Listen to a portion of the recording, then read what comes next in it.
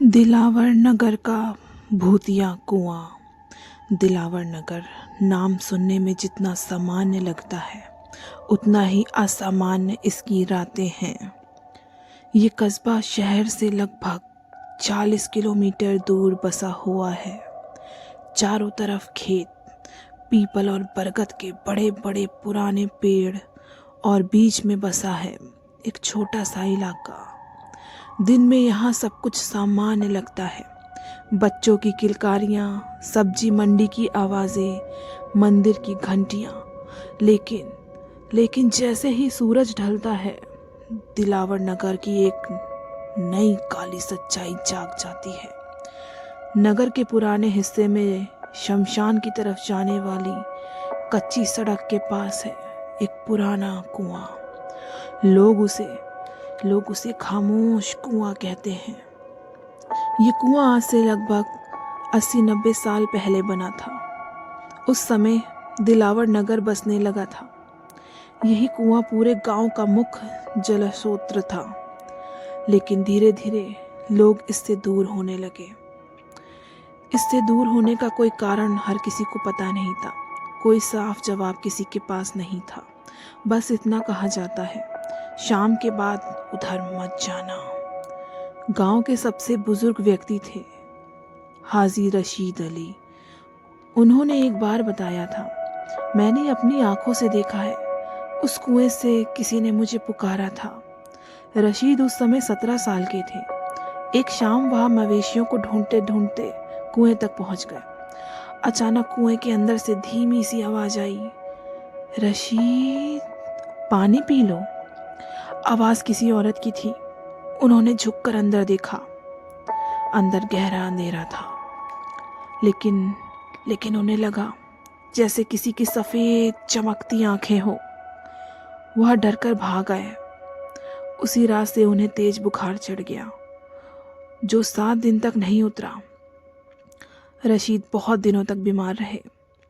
कुछ सालों बाद दिलावर नगर में बहुत अजीब अजीब घटनाएं होने लगी। शाम को पानी भरने गई औरतें या शमशान की ओर से लौटती महिलाएं अचानक से गायब हो जाती थी। गांव वालों ने खोजबीन की। कई बार कुएं के पास चूड़ी टूटियां मिली। कभी कभार खून के धब्बे भी दिखाई पड़े। गीले कपड़े भी साथ में मिले, लेकिन कोई लाश कभी नहीं मिली। धीरे धीरे अफवाहें फैलने लगी। कोई कहता एक गर्भवती औरत को जिंदा कुएं में फेंक दिया गया था, तो कोई कहता किसी बेवफा प्रेमी ने लड़की की हत्या कर दी। कोई कहता ये सब चुड़ैल का बसेरा है। लेकिन सच्चाई इससे भी ज्यादा भयानक थी। बात है साल 1968 की। शहर से एक पत्रकार आया था, अभिषेक वर्मा।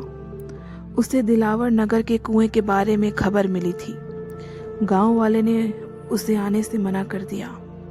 साहब, रात में मत जाना। लेकिन वह नहीं माना। गांव वालों ने उसे बहुत समझाया कि उस कुएं की तरफ बिल्कुल भी मत जाना, लेकिन उसने किसी की भी बात नहीं सुनी। रात के ठीक 12 बजे अभिषेक कैमरा और टॉर्च लेकर कुएं के पास पहुंच गया। हवा अचानक ठंडी हो गई। पीपल के पत्ते बिना हवा के हिलने लगे।